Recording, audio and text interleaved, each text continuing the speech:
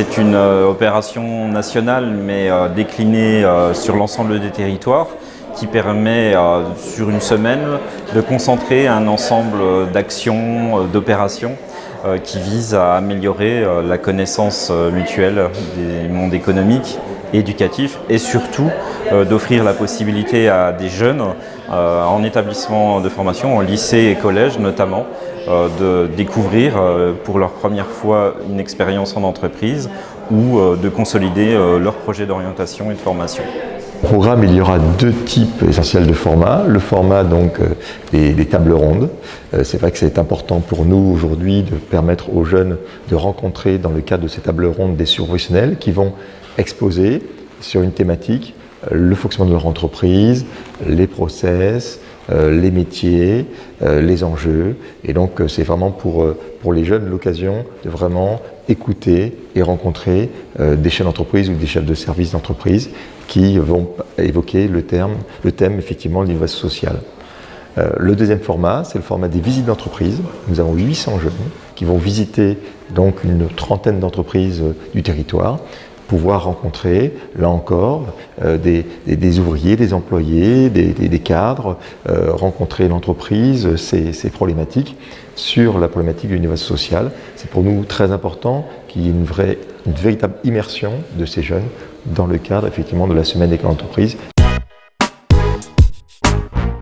Aujourd'hui, on est venu apporter de la connaissance sur l'économie circulaire au sein, donc pour les étudiants, et leur expliquer les enjeux de l'économie circulaire, mais aussi les limites du modèle actuel. Donc là, on est venu pour présenter l'économie circulaire et ouvrir les yeux aussi aux étudiants, savoir qu'il y a plein de métiers qui sont facilement accessibles avec des niveaux de qualification qui sont différents, de l'opérateur de tri à l'ingénieur au directeur d'agence, mais il y a énormément de métiers qui sont possibles et qui existent déjà en Martinique, mais pas assez développés sur le sujet de l'économie circulaire.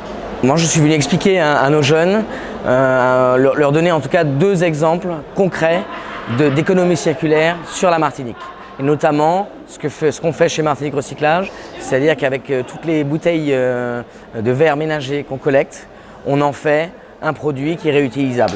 En l'occurrence, du sable de verre et du gravier de verre qui est réutilisable dans le BTP et dans la construction, en tout cas notamment sous-couche routière, stabilisation de cuves, etc., etc. Moi, j'y vois un intérêt assez bénéfique parce que pour l'utilisation de nos matériaux quotidiens, ça permet, grâce à l'économie circulaire, de leur redonner une seconde vie. Ça permet d'ouvrir des emplois, participer au développement de cette économie. Et donc pour moi, je vois vraiment un intérêt majeur quand même. Personnellement, pour moi, c'est bénéfique parce que ça nous permet d'apprendre énormément de choses sur le champ de l'écologie, de l'économie, de l'écologie aussi. Ça nous permet aussi d'avoir une culture et de mieux connaître tous les métiers qui peuvent être créés par rapport à ce champ-là. Forcément, ça permet de découvrir de nouveaux horizons. C'est des choses auxquelles on n'aurait pas forcément pensé, puisque ça permet aussi d'avoir accès à d'autres métiers. Il y a des formations aussi qu'on peut faire, donc ça permet de toucher un peu à tout.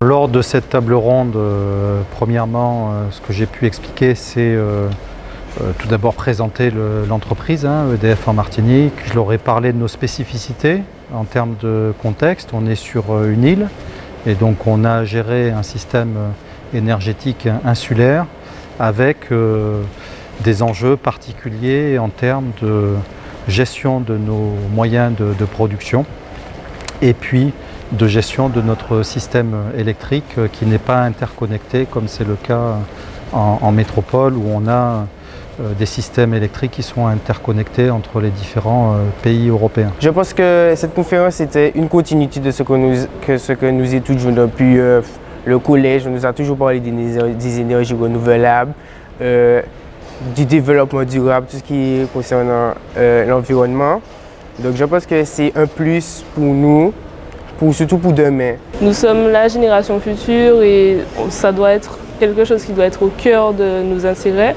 Donc moi je trouve ça très fructueux en fait, qu'on puisse venir nous informer sur les manières dont on peut agir concernant les énergies renouvelables, les emplois qui seront certainement créés, les opportunités qu'on aura lorsqu'on va grandir et même simplement aujourd'hui en fait, parce que tout se passe aujourd'hui, on a tendance à trop remettre les choses à plus tard.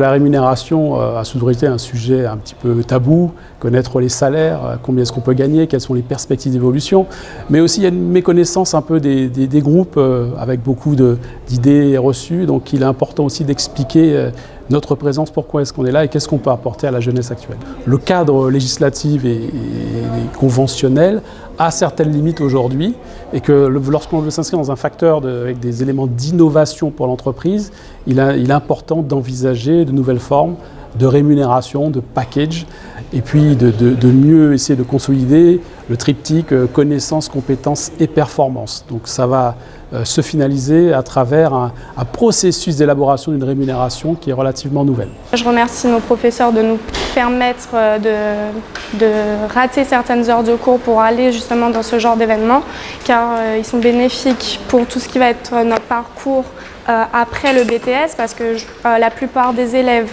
au sein de notre classe sont des futurs entrepreneurs ou futurs managers d'entreprise, et cela nous ouvre au monde du travail, à les problèmes qu'on va rencontrer, et aussi nous aide à développer nos futurs projets en rapport avec notre future entreprise.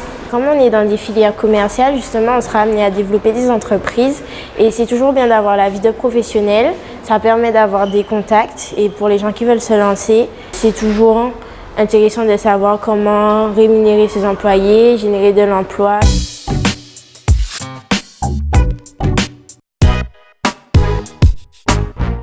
On a parlé des apiculteurs, et bien voilà, avec cette pollution, c'est toute cette activité qui risque d'être en péril. Il y a des déchets en bas de colonne qui s'appellent de la vinasse, très bien, mais cette vinasse, il va falloir la traiter. C'est un intérêt effectivement très important pour nous. 4 classes vont venir visiter la Sara et nous participons à des tables rondes comme ça pour rencontrer les jeunes. Le premier objectif, c'est de faire connaître nos métiers, de faire connaître les développements en particulier sur les énergies nouvelles que l'on propose pour nos territoires Martinique et Guadeloupe. La production éco-responsable, c'est vraiment pour répondre aux problématiques qu'on traverse actuellement, étant donné qu'aujourd'hui on entend beaucoup parler du changement climatique, du réchauffement climatique, donc, et que c'est véritablement pour nous jeunes d'aujourd'hui, d'un peu essayer de limiter la casse, parce que ça va être un peu notre mission d'être plus responsable à l'avenir, de travailler de façon à améliorer notre impact sur l'environnement. Et du coup, c'est ce genre de conférence-là m'intéresse énormément parce qu'on peut apprendre énormément de choses par rapport à ça. On peut avoir des chiffres, comme on a vu tout à l'heure. On peut avoir des informations concrètes et des informations vérifiées sur la situation actuelle pour savoir quoi faire à l'avenir.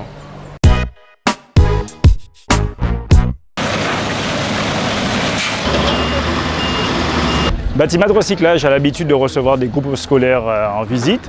Donc dans ce cadre-là, j'ai aussi l'habitude de faire visiter ce site qui pour moi est témoin, un privilégié de l'activité d'économie circulaire en Martinique sur la partie déchets de déconstruction, et en particulier donc les déchets béton. Ce que je veux dire à ces jeunes, c'est qu'il est important qu'ils prennent conscience que les ressources naturelles vont s'amenuiser de plus en plus et qu'il va falloir trouver des solutions sur différents types de déchets, être capable de pouvoir recycler ces types de déchets dans une filière locale pour ensuite les réutiliser et faire justement de l'économie circulaire. Ça sera très important.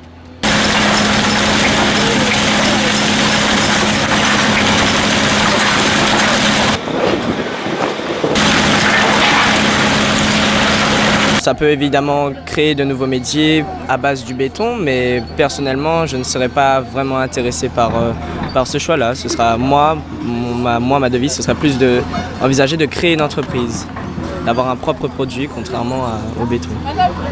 Moi, je pense que on pourrait faire énormément de choses du coup avec ce genre de recyclage et cette entreprise. Alors, On veut en fait dégager un petit peu ou susciter la fibre entrepreneuriale des élèves, leur montrant un peu les objectifs concrets de certains établissements ici, parce que la Martinique est en train de perdre une population et nous voulons inciter les élèves non seulement à revenir, mais aussi à être des créateurs pour développer l'activité économique dans l'île.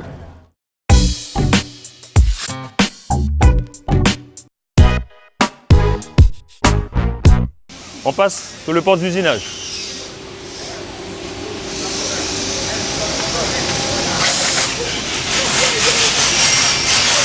C'est juste une découverte pour eux puisqu'ils sont encore tout jeunes, ils ne vont pas encore comprendre, ils seront du métier peut-être demain matin, leur expliquer ce qui les attend en fait.